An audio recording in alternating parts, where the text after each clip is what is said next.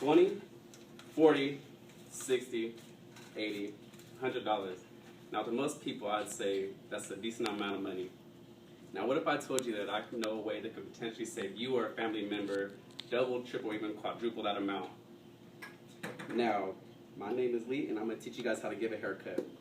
Just a basic, simple, moderate length haircut. So, just to give you an idea of how much money there is to be saved, my aunt takes her 2 cents to get their haircut about 17 times a year, and at $12 a haircut, that's around $400. And I know there's parents out there with little boys, and even if you don't have any children, if you have any little cousins, maybe you could cut their hair to help save, somebody else some money. So I like to think of haircutting in 3 steps, which is preparation, cutting, and cleanup. So for preparation, it's pretty simple. All you want to do is just make sure their hair is washed, because if there's any moisturizer or any products in there, it will really jam up the clippers and it will just create a big mess. Once you establish that the hair is clean, you're ready to move on to the cutting. So here's a set of clippers. Pretty simple. There's an on and off button. And they come with guards numbered 1 through 8, with 1 cutting hair the shortest and 8 cutting hair the longest. Usually I use the number 4 because it's just kind of the middle length. So you just clip it on like so.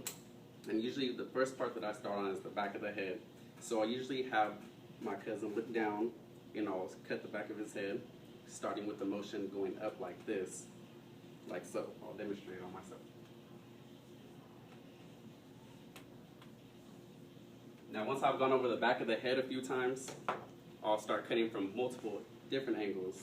The reason for that is because on the head, hair can grow in different directions, in different spots. So if this is like a patch of skin and I cut all in one direction, you'll see that the hair that's going this way will get cut because it's going against it. But as I get this way, the hair might just lie down underneath the clippers and won't get cut. And then you'll have different lengths of hair, which I try to avoid by just going in a bunch of directions all over their head and try to get all the hair. Now, pretty much, if you're good with the back of the head, you could pretty much do the rest of the head. It's simple. It's the same technique. You just want to move to the sides of the head, then you move to the top, and you're pretty much good to go. Now, the last step is you want to focus on the lineup. A lot of people think that might be the most important part of a haircut. So usually what I do is I have a smaller set of clippers, and lining up is not my expertise, so yeah, I usually kind of mess up. But I usually kind of just try to follow around a little bit and just try to clean it up, nothing too fancy because I'm not a professional, and just make it look nice, get behind the ears because a lot of people forget that.